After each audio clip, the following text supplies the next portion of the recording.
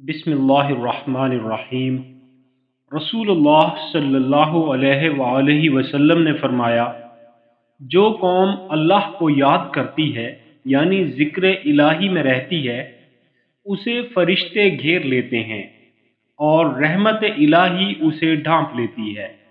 उस पर सकीनत यानी तमानियत नाज़िल होती है और अल्लाह उसका ज़िक्र अपने यहाँ फरिश्तों में करता है।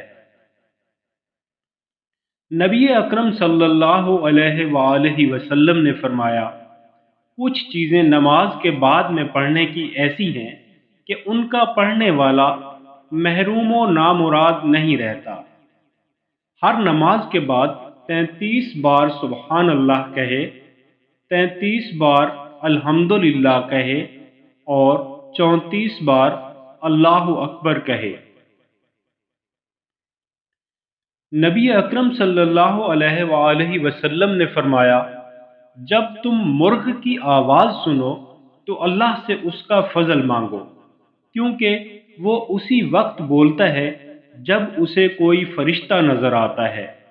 और जब गधे के रेंकने की आवाज़ सुनो तो शैतान मरदूद से अल्लाह की पनाह मांगो, क्योंकि वो उस वक्त शैतान को देख रहा होता है।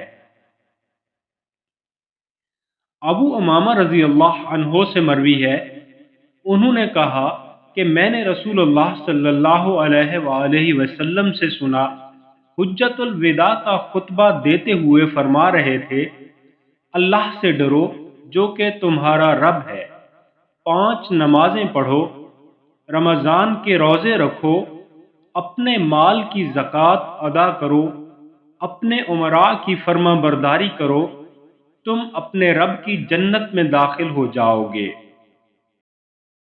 अब्दुल्ला बिन उमर रज़ी अल्लाह अन्हुमा से मरफूअन मरवी है, उन्होंने कहा कि 2 आदमी ऐसे हैं जिनकी नमाजें उनके सरों से ऊपर नहीं जाती। नंबर 1, मफरूर गुलाम, हत्ता कि अपने मालिकों की तरफ लौट आए।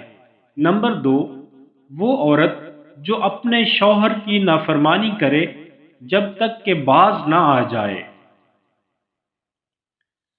हज़रत अब्दुल्ला बिन उमर रज़ी अल्लाह अन्हुमा से रिवायत है कि अल्लाह के रसूल सल्लल्लाहु अलैहि वसल्लम ने फरमाया, जिससे असर की नमाज रह जाए वो यूं समझे कि उसके अहलो अयाल और घर बार लुट गए।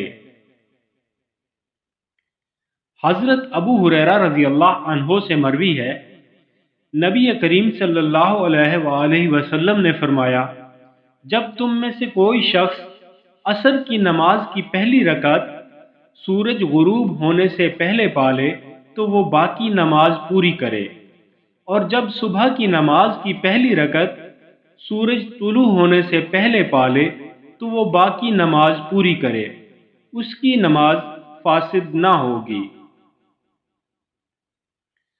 हज़रत उक़बा बिन आमिर रज़ी अल्लाह अन्हो से रिवायत है, वो फरमाते हैं, 3 औक़ात ऐसे हैं कि रसूलुल्लाह सल्लल्लाहु अलैहि वसल्लम ने इन औक़ात में हमें नमाज पढ़ने और मैयत के दफन करने से रोका है। नंबर 1, जब सूरज रोशन होकर तुलू हो रहा हो हत्ता के बुलंद हो जाए। नंबर 2, जब दोपहर के वक्त सूरज सर पर खड़ा हो हत्ता के ढल जाए। नंबर 3, जब सूरज गुरूब के वक्त के करीब हो हत्ता के गुरूब हो जाए।